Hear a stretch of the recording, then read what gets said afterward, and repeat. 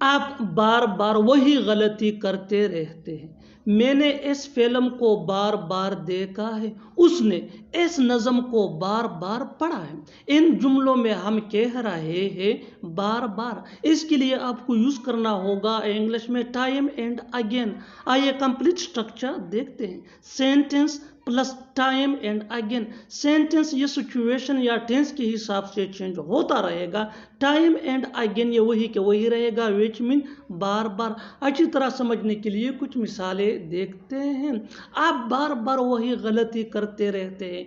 You keep making the same mistake time and again. You keep making the same mistake time and again. मैंने इस film को बार बार देखा है। I have watched this movie time and again. I have watched this movie time and again. उसने इस नज़म को बार बार पढ़ा है। He has read this poem time and again.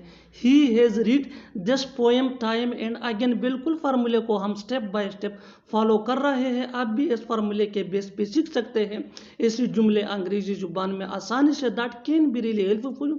अच्छी तरह समझने के लिए एक और मिसाल देखते हैं। One more example for better understanding. मैंने उसका मेल बार बार पढ़ा है। मैंने उसका मेल बार बार पढ़ा है। I have read her mail time and again. I have read her mail time and again. और आखिर में ये सेंटेंस आपके लिए कमेंट सेक्शन में इसका जवाब ज़रूर देना। मैंने आपको बार बार कहा है। मैंने आपको बार बार कहा है। Subscribe to English PS for more advance English sentence structure. Thanks मन।